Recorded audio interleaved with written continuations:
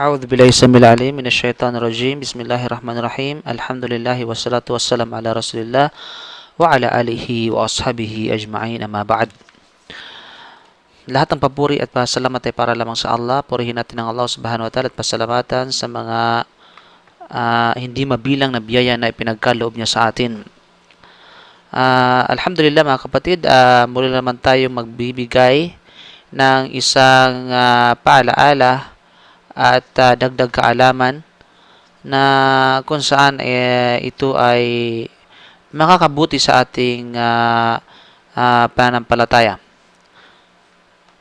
Ang aking itatalakay sa pagkakataong ito ay bagay na kung saan ay bihira lamang naririnig ng ating mga kapatiran na may kaugnayan rin sa tampuhan ng mag-asawa o di naman kaya ay di pagkakaunawa ng mag-asawa sa pagitan nilang dalawa at nabibigas itong mga katagang ito. Ito ay mga bagay na ipinagbawal na hindi pinahalaga ng karamihan sa mga kalalakihang Muslim. Ang aking tinutukoy ay walang iba kundi ang zihar. Ang zihar, ito yung parang indirect na pamamaraan na pakikipaghiwalay na nagmumula sa isang lalaki. Isa sa mga pananalita noong panahon ng Jahiliya o panahon ng kamangmangan, laganap pa rin sa kasalukuyang pamayanan sa umma na ito ay ang zihar, na kung saan ang lalaki ay magsasabi sa kanyang asawa na para sa akin, ikaw ay parang likod lamang ng aking ina. Parang hindi yung literal but figuratively na pagkasabi na ang tinutukoy ay yung bang indirect way na instead na sabihin mo na hiwalayan na kita dahil hindi ka na karapat dapat sa akin o mga katulad nito, ay sasabihin mo na para sa akin, ikaw ay parang likod lamang ng aking ina. So, ang pamamaraan nito ay tinatawag na zihar. O ikaw ay ipinagbawal sa akin katulad ng aking kapatid na babae. O dahil pag may nagkaroon ng pagkatampuhan, ang mag-asawa sasabihin ng lalaki na ay para ka lang isang katulad ng aking tinatawag na katulad ng isang kapatid kong babae na ay pinagbawal sa akin. So ito yun ay bagay na nagpapahiwatig na talagang hindi niya ayaw na niya, ika nga. O at iba pang mga katulad nitong hindi magandang pananalita na ang kasuklam-suklam na katangian nito ay pinatutunayan ng Sharia dahil sa paghamak ng dahil sa paghamak na kinasasangkutan nito hingil sa mga kababaihan.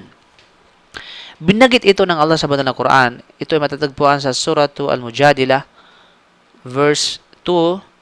Sinabi ng Allah, "Ba'da a'udzu billahi minash shaitanir rajim, alladhina yudhahiruna minkum min nisaihim ma hunna ummahatihim in ummahatuhum illa allai waladanahum wa innahum layaquluna munkaram minal qawli wa zura wa inna Allaha la'afuwun ghafur."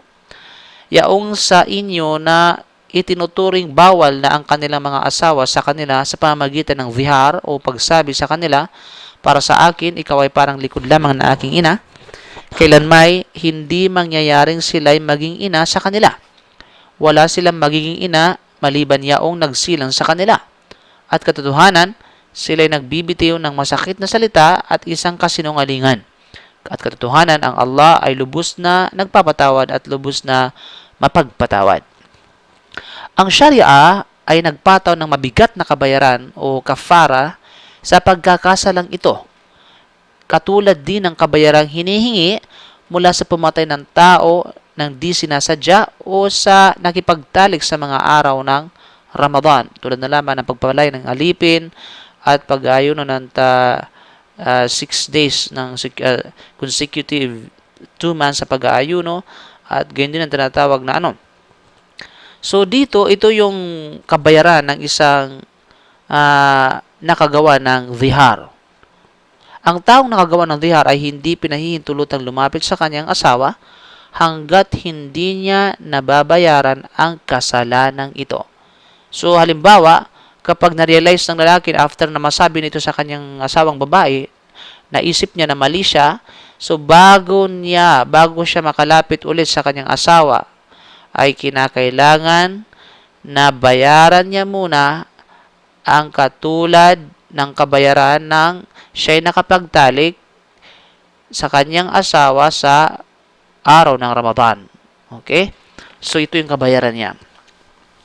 Ang Allah ay nagsabi, A'udhu billahi minash shaitanir rajim, وَالَّذِينَ يُظَاهِرُونَ مِن نِّسَائِهِمْ ثُمَّ يعودون لما قالوا فتحرير رقبة من قبل أن يتماسا ذلكم توعظون به والله بما تعملون خبير فمن لم يجد فصيام شهرين متتابعين من قبل أن يتماسا فمن لم يستطع فإطعام 60 مسكينا ذلك لتؤمنوا بالله ورسوله وتلك حدود الله وللكافرين عذاب أليم. Ang sabi ng Allah, at ang mga yaong ipinagbabawal nila ang kanilang mga asawa sa kanilang mga sarili sa pamamagitan ng zihar, pagkatapos ay gusto nilang bawiin ang kanilang sinabi at nais na nilang makipagtalik sa kanilang asawa, ay nararapat sa asawang lalaki na gumawa ng kafara o kabayaran sa kanyang ginawa. Na ito ay ang pagpapalaya ng babaeng mananampalatayang alipin o di kaya ay lalaki bago siya makipagtalik sa kanyang asawa. Ito yung unang opsyon. Bago siya makipagtalik sa apatal ng kanyang ginawa, ay kinakailangan siya magpalaya ng isang alipin na lalaki o di naman kay isang babae. At ito ang batas ng Allah subhanahu wa ta'ala na sino mang gumawa ng zihar sa kanyang asawa na ipinapayo niya sa inyo o kayo mga mananampalataya upang hindi kayo makagawa ng zihar o makapagsabi ng ganitong kasinungalingan at pagbabayaran ninyo kung kayo ay nakagawa ng katulad nito. At upang hindi na ninyo balikan pa ang ganitong gawain at ang Allah subhanahu wa ta'ala ang khabir, ganap ang kanyang kagalingan na walang anumang naililihim sa kanya sa inyong mga gawain at ayon dito kayo ay tutumbasan. At sino man ang hindi makakatatagpo ng alipin na kanyang palalayain ay naharapat sa kanya na mag-ayuno ng tuloy-tuloy na 2 buwan bago siya makipagtalik sa kanyang asawa. So ito yung pangalawang opsyon. Kapag hindi niya kaya o hindi siya makakita ng mapapalayang alipin, ay pangalawang opsyon ay kinakailangan niya mag-ayuno ng sunod-sunod na 2 buwan.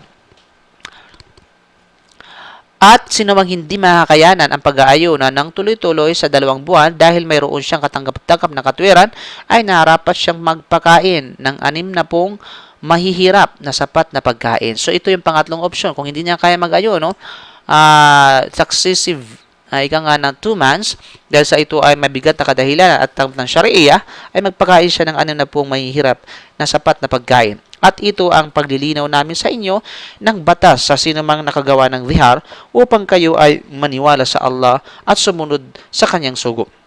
At ipatupad ang batas ng Allah at iwasan na ang anumang nakasanayan ninyo noong kapanahonan ng kamangmangan, at ang mga batas na nabanggit ay pag-uutos ng Allah at kanyang hangganan na itinakda para sa inyo, na kung kaya huwag ninyong lampasan, at sa mga walang panampalataya ay mayroong masidhing kaparusahan para sa kanya. So dito napakalinaw mga kapatid na subhanallah, ito ay isang salita lamang na akala ng tao ay wala itong epekto, wala itong pagkakasala, wala itong pananagutan kapag ito'y sinabi niya, ngunit siya ay nagkakamali.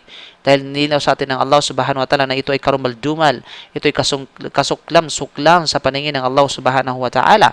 So, kapag ang payo ko sa aking sarili at gayon din sa tinatawag na mga may asawa, na kapag nagkaroon ng tampuhan o di naman kay galit ang isa't isa, ay kailangan kontrolin niya ang kanyang galit at gayon din lalo na ang kanyang dila, kasi baka marahil ay makapagsabi siya ng ganito na mga sinasabi na hindi niya mapapansin at gayon din ay hindi niya makokontrol ang kanyang sarili at nabigkas niya nga ito at magkakaroon siya ng tinatawag na pananagutan. So, at gayon din of course, andyan yung pag-aunawa, ano pang sa hindi magkaroon ng tinatawag na awayan ang pagitan ng mag-asawa, andyan yung tinatawag na of course, pinakamalaking papel at pinakamalaking epekto para magkaroon ng kapayapaan at para magkaroon ng katiwasayan ang pamumuhay ng mag-asawa, ang kinakailangan talaga yaong pangunahin yung pagsunod ng asawang babae sa kanyang asawang lalaki. Ano man ang kautusan nito, ang mahalaga ay hindi labag sa utos ng Sharia. Okay? After that ay alamin yung karapatan ng bawat isa upang sa ganun ay may sakatuparan ng tama at huwag hindi pagkakaroon ng kaguluhan sa bawat pamilya. So, naway, ang araw na ito ay nagbibigay sa atin ng dagdag kaalaman at gayon din ay paalaala sa atin lahat. Allahu alam, subhanahu wa bihamdika, asyhadu an la ilaha illa anta, astaghfiruka wa atubu ilaik.